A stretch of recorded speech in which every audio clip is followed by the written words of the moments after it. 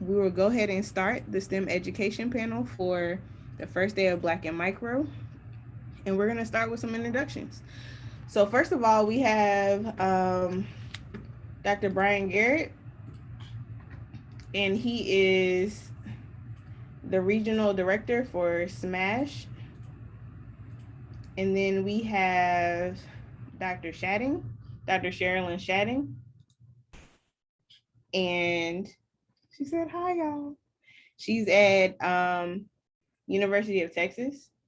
We have Autumn Holmes, who is at WashU, my old stomping ground for grad school. Love it there.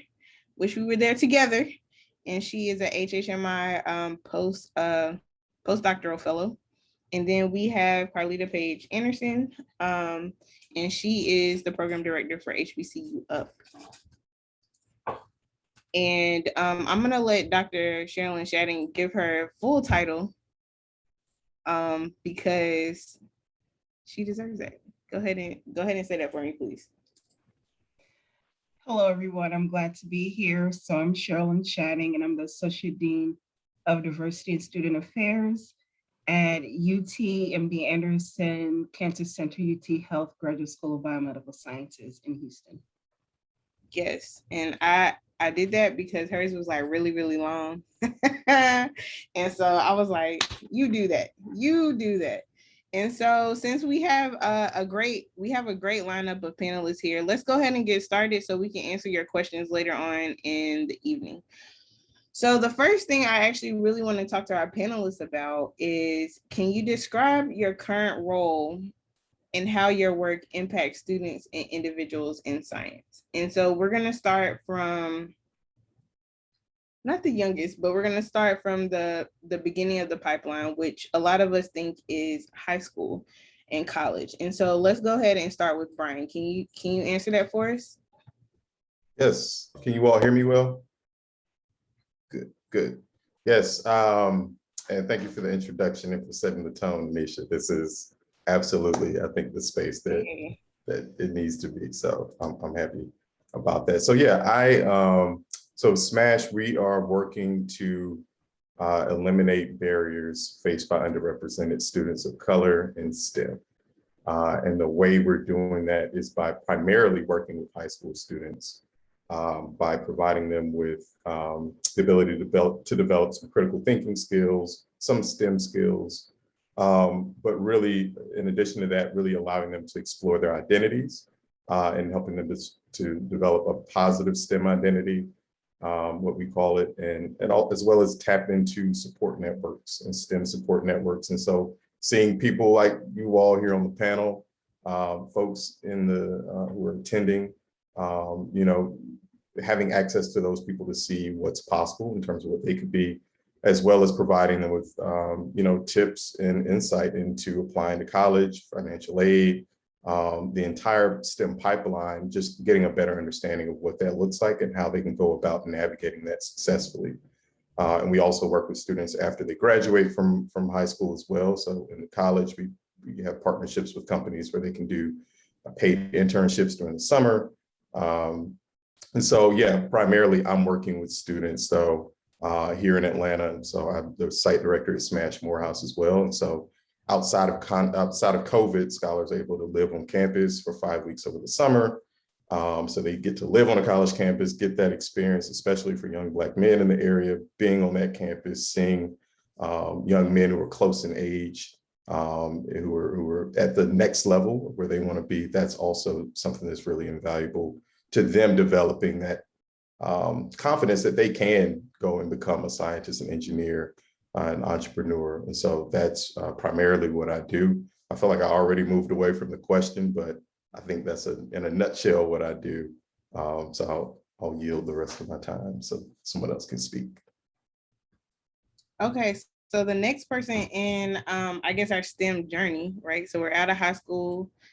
We went to prom, we did the band. I know I did, we thinking about going to the next step. For me, that was going to a HBCU. It could be a PWI for someone else. So what will we do next? And what kind of programs do you sponsor, and do we have access to, Carlita, now that we're in college? We big grown now. We big grown. Well, thank you for the invitation, and I'm pleased to be among the group of panelists here.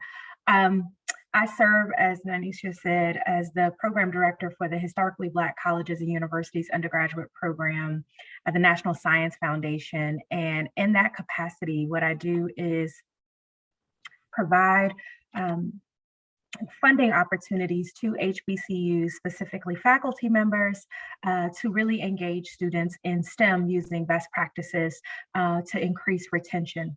And so for all students who are transitioning from high school to college that declare STEM as a major, there's support from the National Science Foundation through the HBCU Up program to support HBCU enrolled students.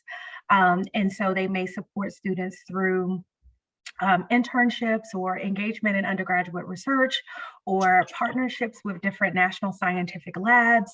And in addition to providing funding to support students, we heavily support the faculty members at HBCUs as well.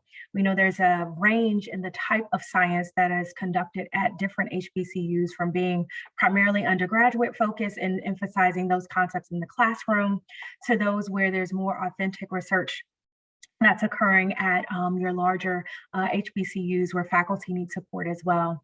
And so the National Science Foundation, we also investigate or support faculty members who investigate what are the best practices to ensure that students enrolled at HBCUs continue to thrive, because we do know that most students who go on and receive their doctorate degree in STEM areas primarily get their start from HBCUs. And so we really want to celebrate the work that's occurring, but also help faculty members document that research effort so the broader community can learn from it.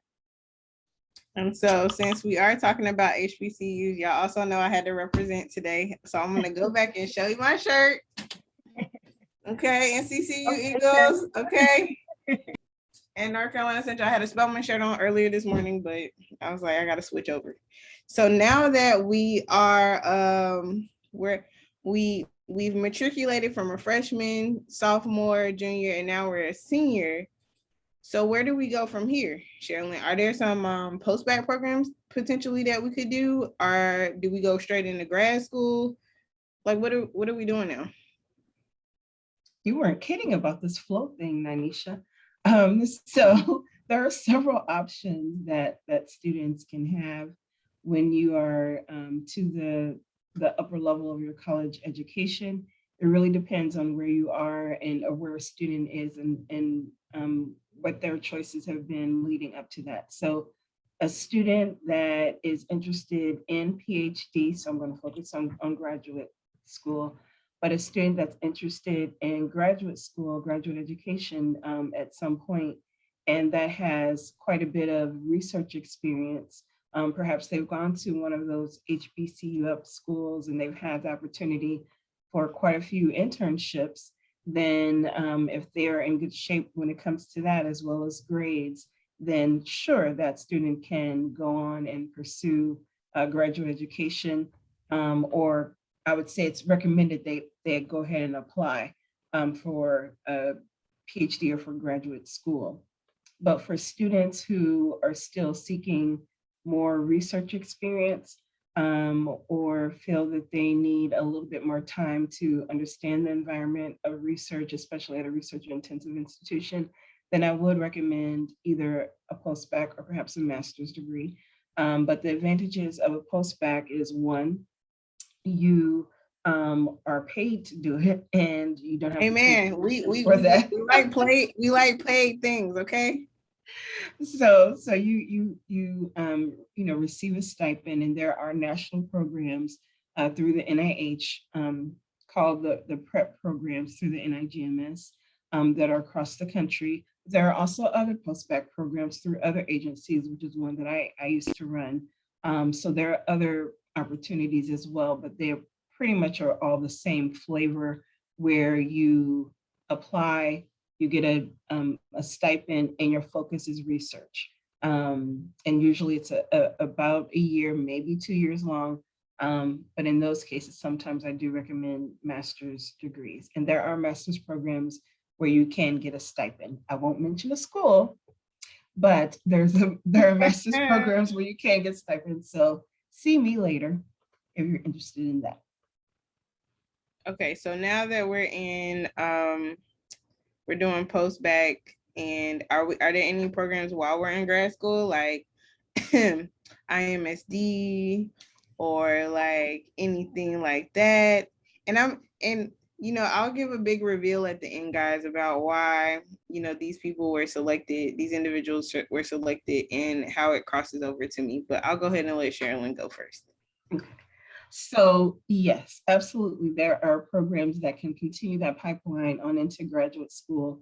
One of those programs is the Initiative to Maximize Student Development through the NIH, and there are several others. That's the one that I know of the most because I'm a former IMSD PI, but there's NSF, AGAP, and some other programs as well that are essentially there to increase recruitment, but they're mainly focused on retention of underrepresented students or historically excluded students, BIPOC, whatever term you want to use, but they're there for students and to increase the success of students while they're in graduate school, because the journey can be really tough for students, especially those that are matriculating at majority institutions, top research one institutions where there may be very few people of color around them.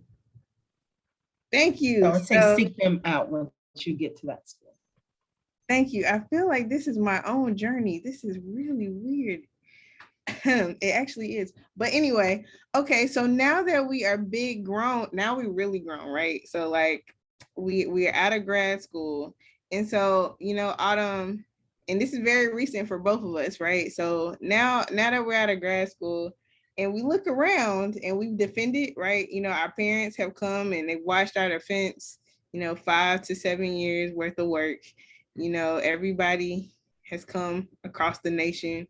They doing Zoom meetings. And so now what's the next question they gonna ask? They're gonna say, so do you have a job? And what do you say to that? You say, oh, I'm a postdoc now.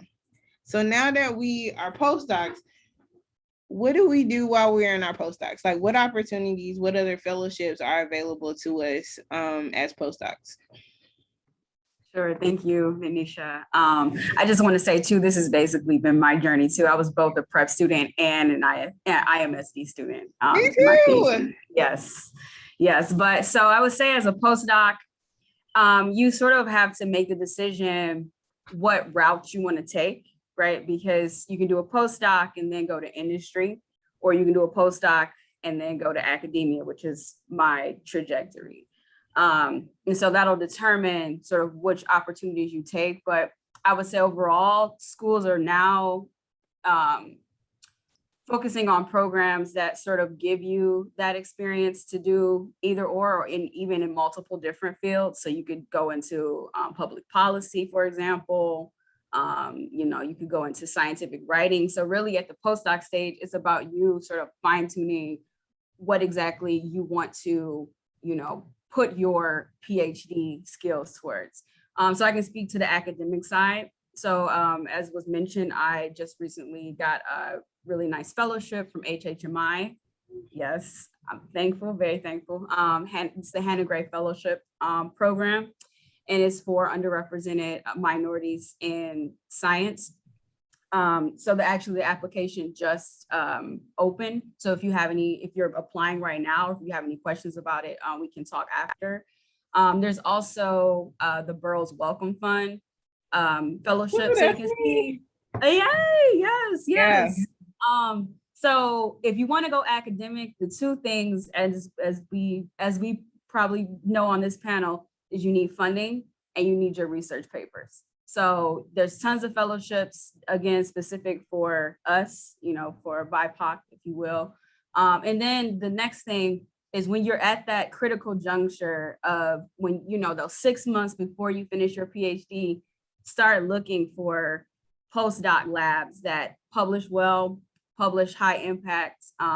These things are important, whether we like it or not, for getting academic jobs. So, look in the literature, figure out, who's in your field that's doing really interesting and substantial work, and figure out, if that's a lab that you want to go to. But at the end of the day, you want to pick a lab that is really going to help propel your career. And of course, also pick a lab that's within your field or whatever you want to, research. Typically people say, you kind of want to stay within your field. You might want to go to another subfield, right? That's another sort of thing to consider when you're thinking about a postdoc lab. I stayed in my field, which is virology. Some people jump fields, that's okay. So sort of, I would say when you get to like that final year of your PhD, which we know sort of can be up in the air, right? When you think you're getting close to finishing, start making your list of postdoc labs, look in the literature and see who is sort of interesting to you and start reaching out to them. So I would say that's really the big thing, is like picking the right lab and also starting to apply early for getting your own funding. So I think the key theme all throughout, this panel, which is interesting, it'll come to my next question, is, I started where, and I'm very grateful to, my directors when I was in high school, Photonic Explorers and leaders at NC State.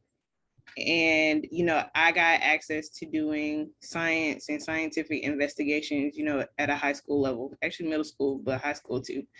And then, I went to the illustrious North Carolina Central University.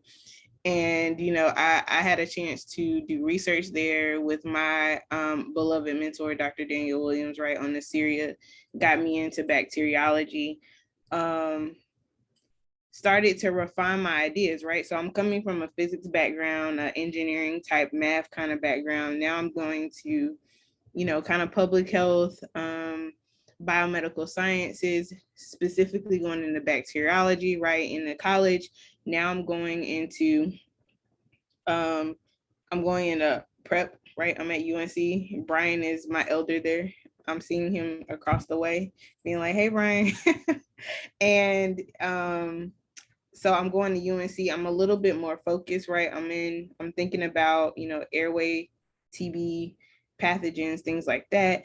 I get a little bit more specialized when I go to grad school, right? I'm at WashU with Sherilyn, my beloved Sherilyn, who's like, well, what are we going to start thinking about? We're going to do the postdoc, but what kind of postdoc do we want to do? Do we want to do academia? Do we want to do policy? Do we want to do different things like that, which Autumn brings up, right? And then we're at the postdoc level. It goes fast, y'all. I'm going to tell y'all want to plan ahead.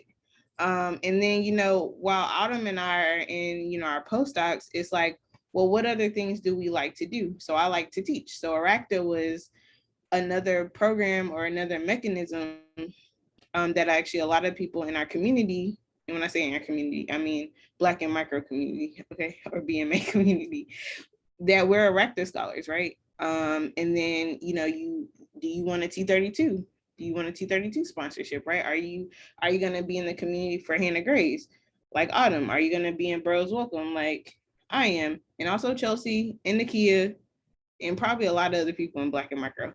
But you see, there's this theme of how you go from a very broad topic and you go to more of a specific topic. And so what I want to ask you all now is, how do you in your program, and what advice do you have for those to support students as they find what they care about and they're passionate about as they go through their journey in science, wherever that may lead? And we can do whomever, or I can choose. Okay, I'm gonna choose. Okay. Oh wait, Brian was gonna go first.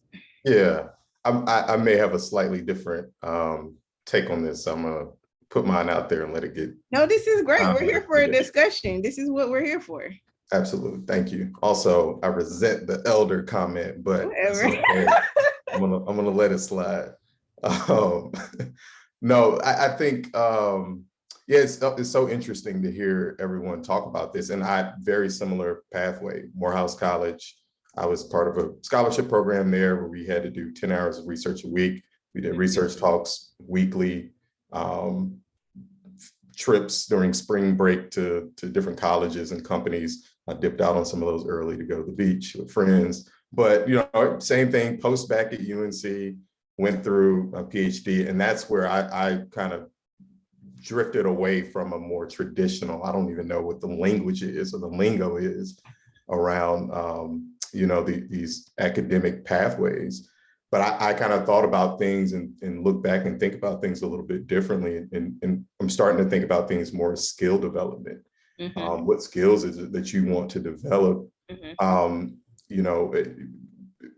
what skills are going to maybe broadly applicable, because I think people change their minds, and you can be interested in a number of different things. I love what Autumn said about like maybe going into a subfield, right? Like maybe you were interested in one area in grad school as a graduate student, but you collaborated with some other labs who were doing some adjacent work, and maybe you want to move more in that direction. I think that these fields, the PhD in the biomedical sciences, and that academia route is such a specific pathway. And so it is important to be really to be an expert in that area and really know what you're doing. And that's what folks are looking for. You need publications and you need funding, and one hand washes the other.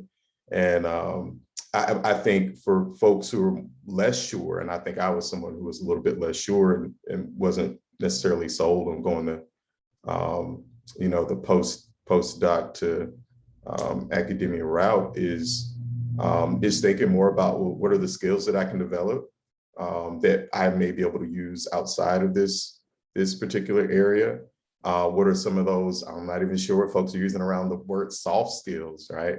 A lot of these things are becoming buzzwords, but what are those other skills? One thing that I knew I did well was develop relationships with people and network, and like relationships with people are what got me where I am at every step. And I've even have a slide that I'll like pull up and throw in certain presentations that shows the exact map of all the people who were involved in getting me to a full circle. I hope I'm on there. Y'all think he put me on there on that slide?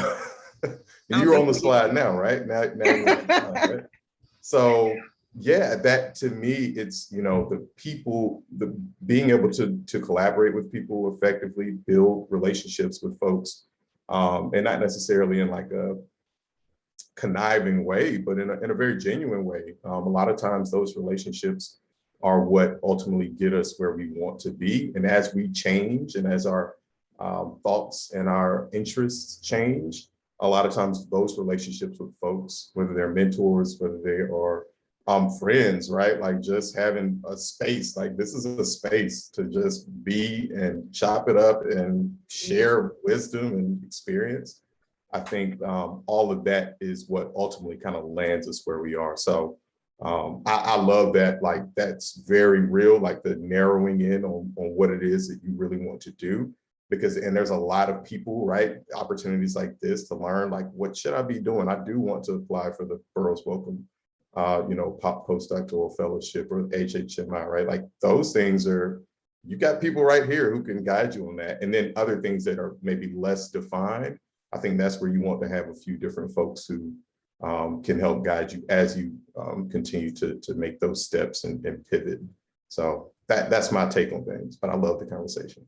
And I think Sherilyn can add a little bit more to this discussion. What do you think, Sherilyn?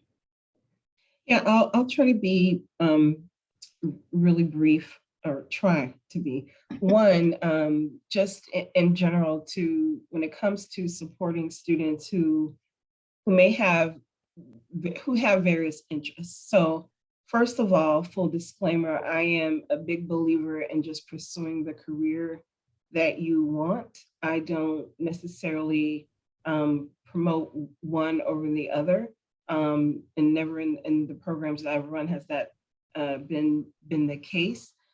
So I did a postdoc, but I'm all administrative, so I've never had my own lab. But I think that students should pursue whatever it is that they want to pursue, and that the PhD does give you lots of skills. Employers are looking for those skills. So they're looking for good writers, good speakers, good communicators, whether it's in writing, orally. They are looking for people who can build relationships.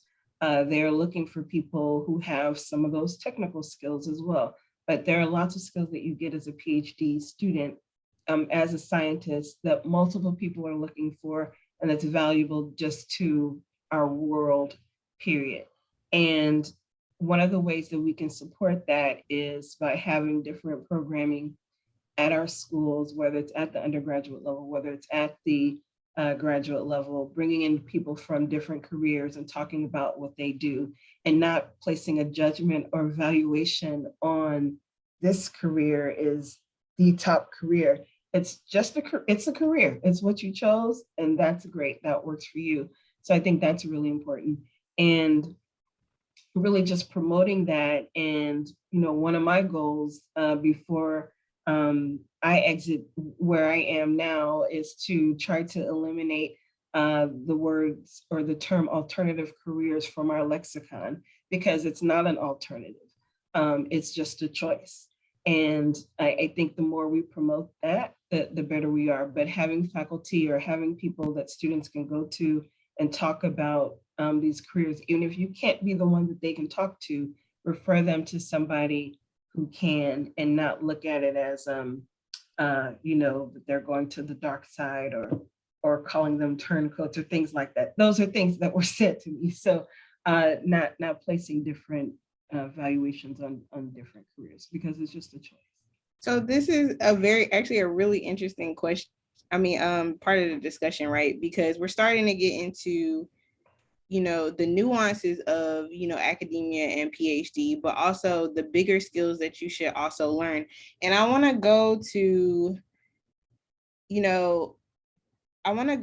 one specific point of what made you actually decide to pursue science, right? What lit the fire first and foremost? Because a lot of times I feel like people, they might have the fire, but then it goes out. And it's like, how you only can stay on this journey because the fire continues. And then after that question, we'll talk about, because I think there are other people on here that are not just researchers, right? These could be parents, and, they have children that are going through high school, college, grad school, postdoc. And, they're like, I have no idea what that looks like and what that sounds like and what that feels like.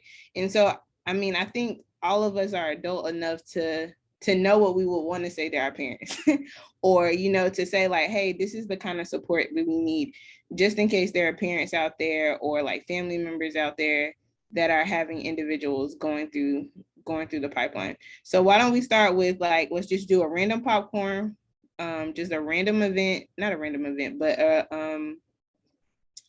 but the time and the thing that made you interested in science. And then we'll go into what should we say to other people that are also on our journey along with us, but are not in our academic journey. So why don't we go in reverse? Why don't we start with Autumn first? What was the thing that lit the fire for you to go into science and maybe even academic science? Sure.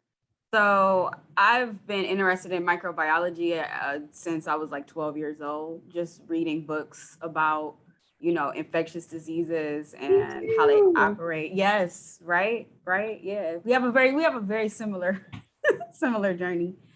And I would say I started off thinking I wanted to go to medical school just because that was the path, right? That was like that everyone knows, like pre-med, right? Everyone knows doctor. Everybody wants a doctor in their family, although it's a medical doctor, but we PhDs in our family now, okay?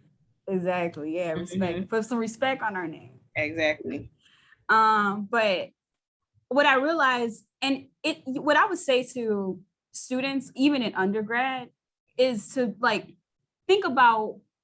really think deeply about what you like about a subject. And so when I took the time to do that, and don't feel rushed, if you need to take like another year to figure out what it is. And of course there's considerations with that, with student loans and stuff. But if it's feasible for you, take that time to really think deeply about what it is you actually really like about your subject. And so what I realized is that although I like infectious diseases, I like to understand them at the molecular level, right? That's what I really came to understand about my interest in science. So that sort of, took kind of the pre-med path out of the way. And then I also had work study, you know, as an undergraduate. I worked in a lab as like a, you know, like a dishwasher, basically. I basically kind of worked my way up from that. You know, I asked around and said, you know, can I just watch you do experiments just to get that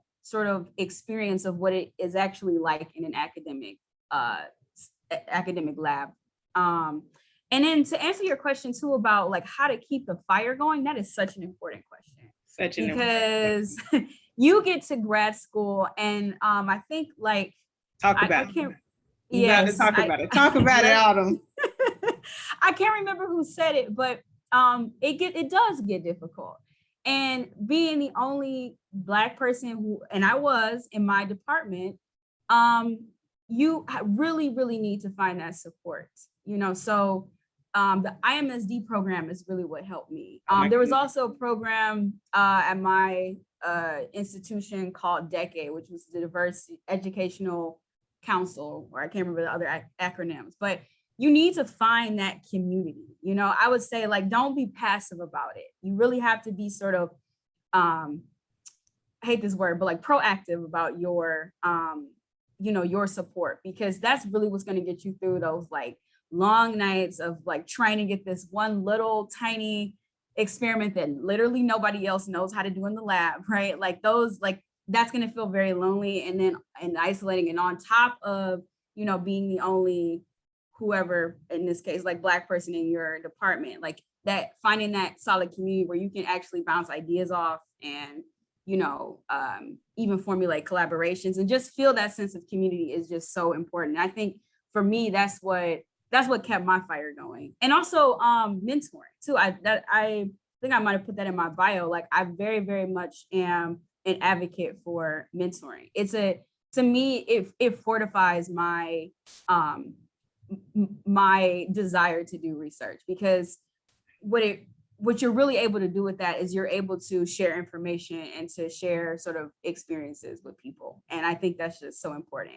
Not just sort of, you know, publishing your work and everything like that, but making sure that other people understand why it's important and, you know, why they are also able to do it if they want to, basically. And that's like an excellent point and I wanted to pinpoint some things that Autumn talked about, right? We talk about mentoring, we talk about support groups, right? And that's one of the key mission statements of Black Microbiologists Association, right? And why we have Black and Micro Week, and why we have ABBGSs, shout out to WashU, why we have IMSDs, shout out to like IMSDs, right? You have this support. And though you may be the only one in your department or, you know, in your lab, you know, you have this larger cohort that you can go to and have support. So you won't feel like you're the only one, right? Because literally, you can see on this call, we are not the only one, right? We have, we're exceptional people. Like we are out here and we're supported, and people cannot say that they don't know. There's 1, 2, 3, 4, 5. There's 5 of us on this panel. Okay, let's count Brendan. So 6 PhDs that have something to do with like either graduate school, like education and advocacy, or bacteriology. Oh snap, for real, it really is all bacteriology on this group. And that's important. So you can get the mentoring piece, you can get the support piece from a peer, from a mentor, or even from mentees as well. And so with that, Sherilyn, what was the thing that lit your fire for science? So this was a while ago, because I'm probably the oldest on the panel, but like most Black kids, you get into science wanting to go to medical school because that's who you see. And I was interested in becoming a cardiologist. It's a long story, but we'll just leave it there. And when I went to Fisk University, shout out to Fisk, and just started talking to my professors and learning a little bit more about research. And when I entered the master's program there as well, and when I started doing research, I learned more about what research was, and that the cures for the things that I was interested in happened at the bench, and not necessarily by, you know, treating patients. It happens there too, but it doesn't happen without some research. So I became really just enamored with the process of learning more and possibly curing something by doing research. So that's learning more about research, really what it was, and realizing that that's really what I wanted to do versus see and treat patients. Yeah, I think a lot of us had the same story. And Carlita, are you just like all of us?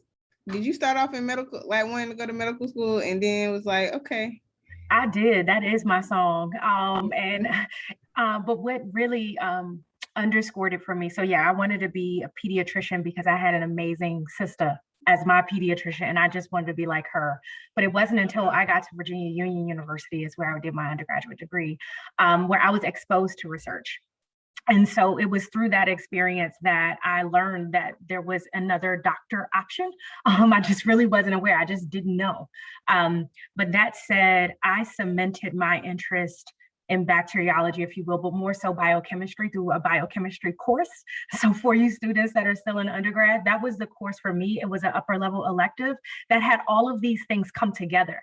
So sometimes you're learning biology by itself and chemistry by itself and physics by itself, but it was in biochemistry where all of those concepts came together, and I knew that there was more that I could offer in that instance. And so that's what my PhD is in. And I will say, in terms of studying, I'm bacteriology background as well.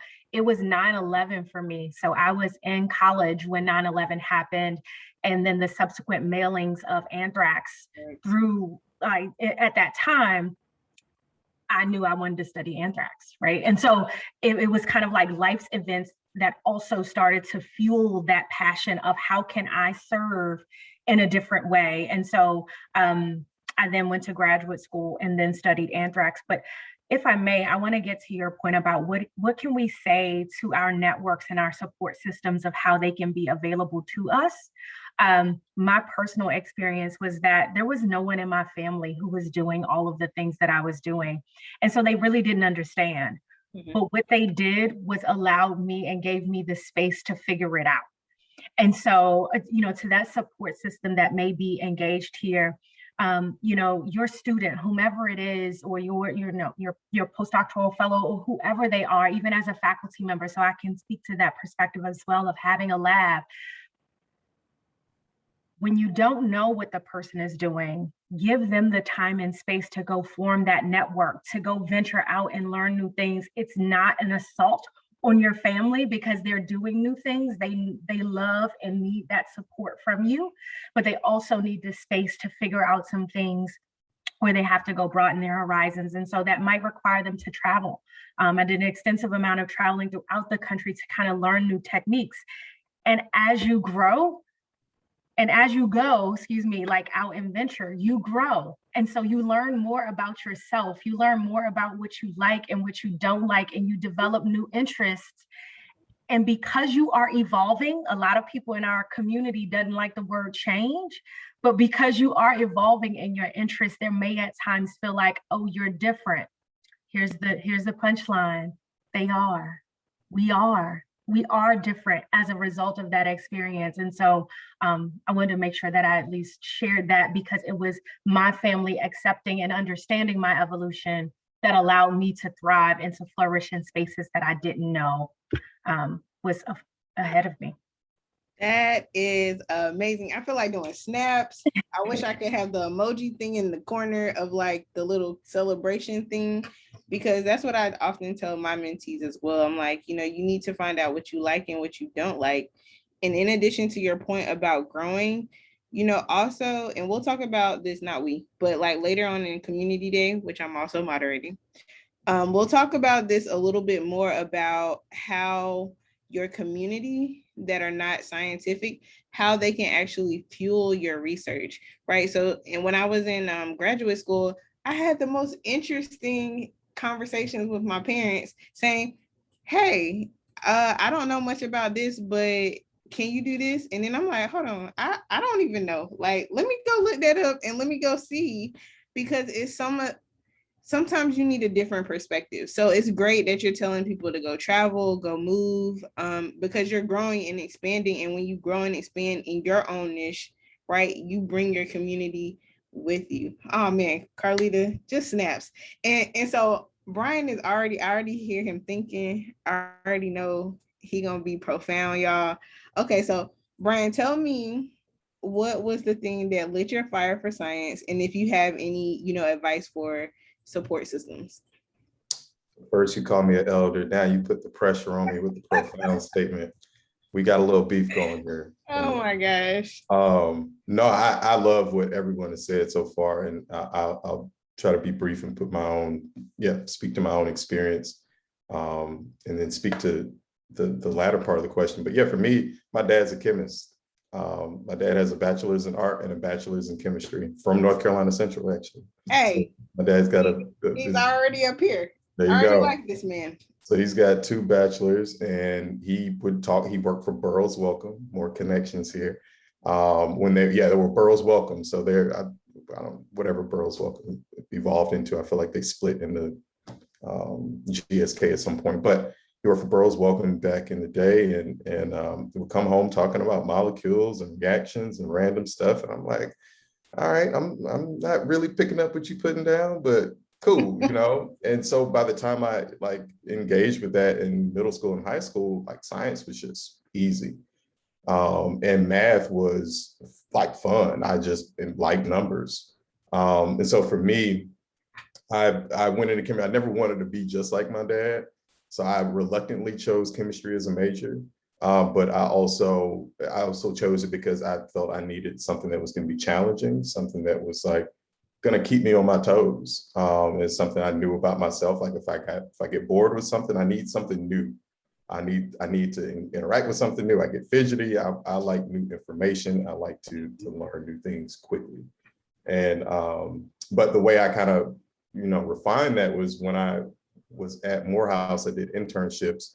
I did one with who ended up being my organic chemistry professor, who ended up becoming my research mentor. He introduced me to biochemistry. And so it was the biological component, right? The biomedical component that kind of hooked me.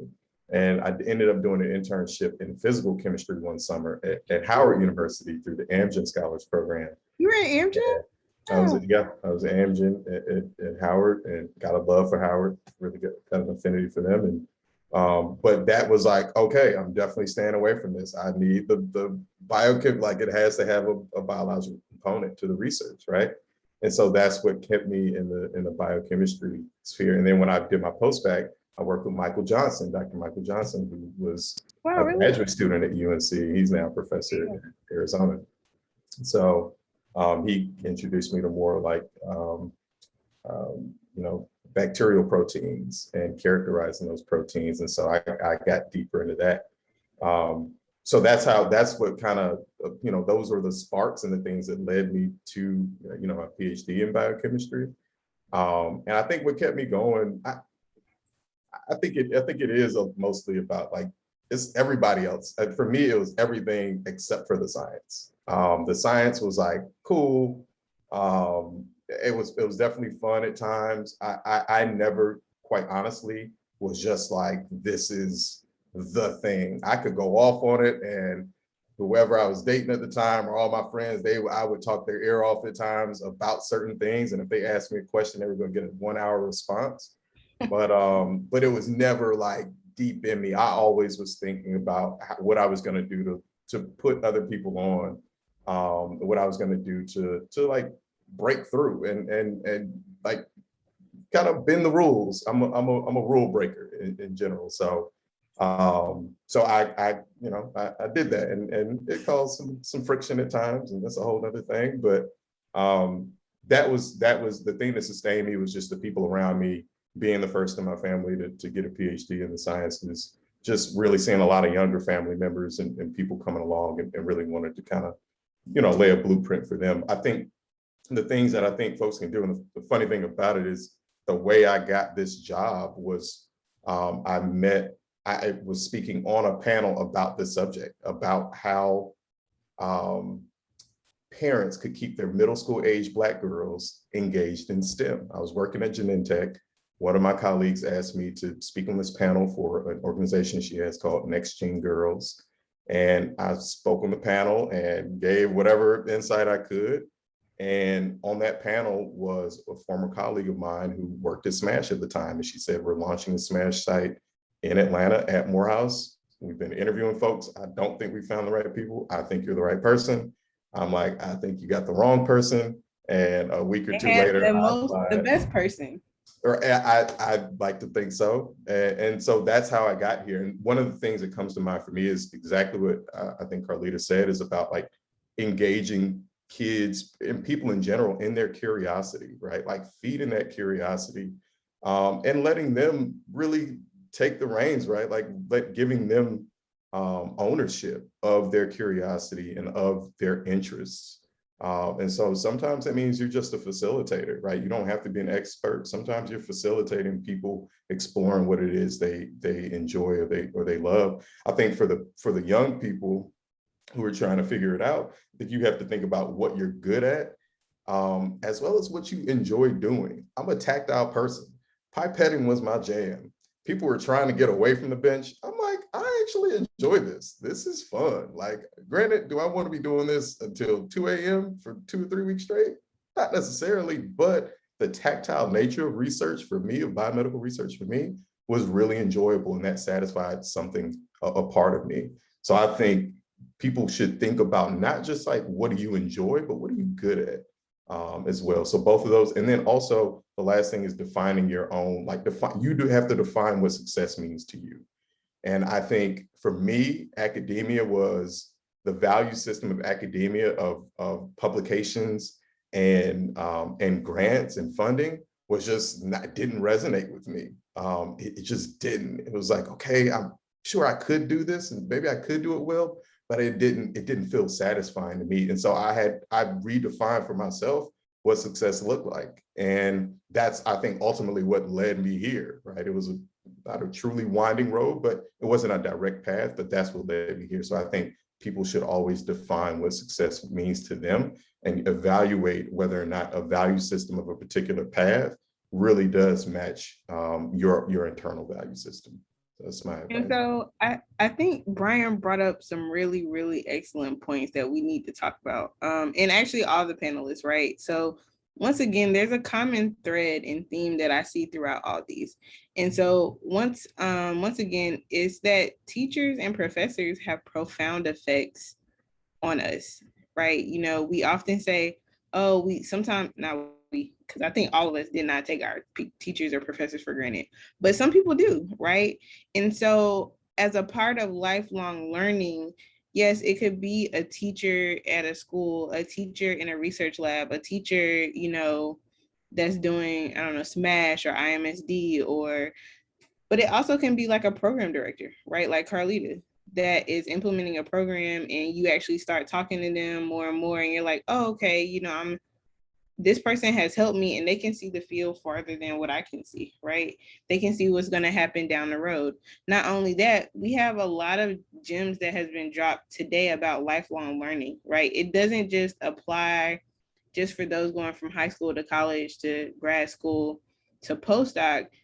This can, you know, help my mom and my dad, like whatever you're passionate about. And if you're curious, right, whether that's about science, and science can be everywhere, right? I started gardening this past year. That's microbiology and science in itself, right? And that's for the everyday person, right? Making soap, you know, a lot of people over the pandemic, they started doing craftier things. Soaps of pontification. Okay, I might not remember a lot of stuff from chemistry and organic chemistry. Okay, Ryan, help me because I'm not a chemist. Actually, technically, I kind of am because I'm minored in it. But you know, I don't remember much, but saponification, that's a chemical reaction thing. And a lot of people started doing that, candle making, all these kind of things of like not only finding your passions and what you enjoy, but those things can fuel your lifelong education. So you're constantly pushing your boundaries to do better and be better. And so we talked a lot about, you know, lifelong learning. And I kind of want to get back to something is in the chat or in the questions for me. We dropped a lot of programs here, right? So if you're watching this and you're like, I don't know, I'm in a certain stage, we're specifically dropping programs that we did that we know of, right? So Brian has Amgen, IMSD, PrEP. Autumn has HHMI, IMSD, PrEP. Wow, we're going through the same things. Carlita, she has HBCU up. Did you do Mark? Did Mark? I was a Fulbright scholar. Fulbright? You know, yeah. So a lot of programs out there. A lot of programs. Sherilyn used to lead IMSD. I'm pretty sure. Do you have any programs currently at UT? I do, but they are privately funded, but I do have a program called the Academy at the GSBS that's similar to the IMSD, but it's right now privately funded. And so, I mean, we talked a little bit about AAAS. So if you want to go into policy, that's a possibility. Brian also talked about Genentech. So they do industry postdocs, right? GSK, Monsanto, like there's a lot of companies. But what specifically I want to talk about is, do you all know of any other opportunities like this that are available to other people outside of US citizens? I know once you get into grad school, sometimes you can have programs like that, right? Like you can have, you can get into a graduate program as an international scholar and you can become into IMSD, right? And I think the same thing when I was in RISE, we had people that weren't necessarily from the United States, they could come in. Does anybody know of any other opportunities that are available? And it says specifically from people from South America or African countries.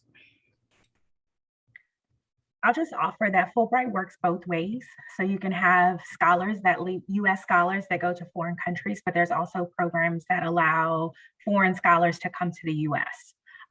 So that is something that those persons might be able to leverage in the form of interest. And that said, the graduate programs that are available to any applicant, right? Once you're admitted, the institution themselves have a series of funding opportunities that might be available by virtue of just being the student. And so just giving persons advice that as they're searching for, whether it be, you know, undergrad, graduate school, or postdoc, please investigate the institution, because they're all created for unique purposes, and whatever your needs are, that can drive your efforts to identify the place that's appropriate for you. So I'll pause there.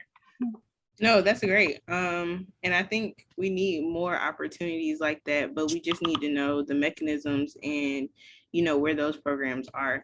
And so if you know of those particular programs, you know, drop us some hints on Twitter, right? At Black and Micro, and we can share it amongst our community of scholars so that they can be put on too. You know what I'm saying? So we're getting close to our closing mark, which I'm really sad. This has been a really good conversation, y'all. You know, like if I was on the show, I would have a couch for y'all, and you know, y'all could have like some apple juice or, you know, some grape juice, depending on what you like. And then we would just sit here and chat, like, because I think we're having a good conversation. Everybody's smiling. It's just really good. But as we wrap up, I just want to have each of you give like a 30-second blurb of anything. I'm about to feel like I'm kind of at church. Anything that you have on your heart that you want to say in terms of advice for people or individuals within the pipeline, even lifelong learners, like once again, people who are not in school anymore that still want to continue to push the envelope and learn. Just a quick 30 seconds, and we'll go from there. Oh, sorry. Do I need to pick somebody? I'll jump in here. Okay. I guess what's on my heart is, as we talk about the academy as an option, while I was finishing my postdoc, I was poised to go to lead a R1 research lab, and life was great. And then I made a decision to go to a HBCU to start my lab. And that was, I know we heard the phrase the black sheep, but that was something that was unheard of. Why are you doing this? Your training isn't, you can do so much more.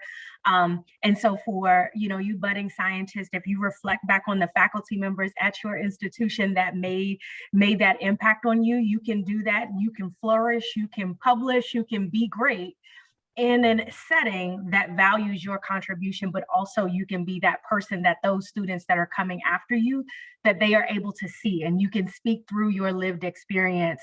And that said, also in the form of research, while we're, Black and micro, and we're talking about that fundamental science component, there's also a education component on how can you use your skill set to invest and acclimate the next generation of scientists through your teaching endeavors. And so you talked about Eractive for a minute and building those skill sets. So you have those science skill sets, but also teaching. There's also a STEM education research component where you can focus, whether it be on micro or whatever your specialty is.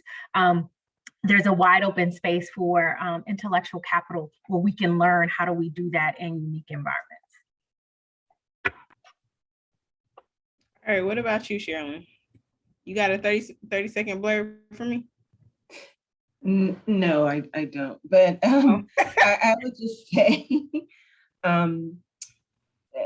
to those, especially those who are up and coming and depending on where you are, but especially if you're pursuing or interested in graduate education or graduate school, I would just say, once you get there, find your community. Wherever you are, find the community that you think will support you, and do that very quickly, and to really just pursue the career that you want to pursue and not let anyone dictate that to you. You dictate that by what you choose. And it's okay to be the different person, as Dr. Khalida already said. It's okay to be the different one or the first one to do something, because we've all been first in some category or another. And just because someone hasn't done it where you are in that space doesn't mean that you can't be the first one. Amen. Snaps. Snap, snap, snaps. She always says that to me, y'all. So in case you don't think it's real. And yeah, I'm the first for a lot of things. And I think a lot of people on this panel are the first. Okay, Brian, we'll go to you and then we'll go to Autumn. Yeah, really quickly, I'd just say personally, I value people over the process, people over the rules, people over whatever. It seems like wherever there seems to be a clear pathway, it's never as clear as it really seems. And so, but the people who you encounter along the way and the people who ultimately make decisions, right, about a lot of things that you want to do, right, and the places that you want to end up, I just make sure that you continue to value that. In some cases, you may need to value that over what you're necessarily being told and what's already been done. All right, Autumn, you rounding us out. Okay, all right. So what I would say is that know yourself and know your worth. So if you're Black and you've made it out of high school to college, you're exceptional. If you make it to graduate school, you're absolutely exceptional. If you make it to PhD and faculty or whatever you want to do, you're excellent, and you have to know that. So I'm just gonna keep it real with you. There are gonna be a lot of people along the way. We can talk offline who those people might be to try to convince you that you're not exceptional, and that is not the case. So you have to know that within yourself very deeply. And what I would also say is, when you know yourself very well, like Brian mentioned, you know what you're good at and what you should work on. So if you know that information, then nobody else can tell you, sort of what your skills are, because you've done that deep self-work to understand where you fall and what you can contribute in a very meaningful way. Okay, and this is the last thing. Really quickly, what's your Twitter handle? Where can you be contacted? Let's start with Brian. Yeah, at WokeSci on Twitter. I'm fairly active. I'll try to get a little more active. WOKESCI. Okay. Autumn. You can find me on LinkedIn. I don't have a Twitter. Okay. And she will feel free to, you can also message all of the speakers in the WOVA app. So if you want to talk to them, you can talk to them there. Carlita, do you have any social media Sure, both handles? at Dr. Paige Anderson. Okay. And Dr. Shadden, do you have any ats or social medias? I do. I believe my Twitter handle is at CRShad, CRSHAD, and I'm on LinkedIn. Okay, y'all. So this has been a great STEM Ed panel. I think we did a great job kicking it off. I am Nanisha Scott, at Nanisha S. I mean, you should, well, maybe you don't know, but I'm on Black and Micro. I'm the one of the organizers. So feel free, if you need to contact our speakers or anything, let us know. Let's continue to have the conversation on Twitter or in the WOVA app. So if you know of any opportunities, put it through there. If you want to connect to more people, go to WOVA or Twitter. And tomorrow we want you to make sure that you watch for Research Day. And just a reminder, everybody on this panel, their views are their own. They do not represent the institution or the organization that they are part of. That includes me. I feel like I should have did that super fast, like, you know, the things on the pharmaceutical commercials, but I can't talk that fast. But anyway, so thank you for attending. I had fun. Hopefully y'all have fun too. We'll have fun again tomorrow on Research Day when we have some pretty great knockout research science that's going to be talked about. And don't forget to join us on Career Day on Wednesday. On Thursday, we're talking with the community. How do we as scientists serve the community, and what does the community want from us? Question that we don't know. Honestly, I don't know. That's why I asked the panel. So we're going to have that. And then we're going to have Welcome to Wakanda on Friday, where we talk about the past, present, and where are we going in Black and Micro. And so hopefully we will see you guys there and have fun. Have a good rest of the day. See you guys later. Thank you. Thank you, Anisha. Thanks, everybody. Thank you. Thank you.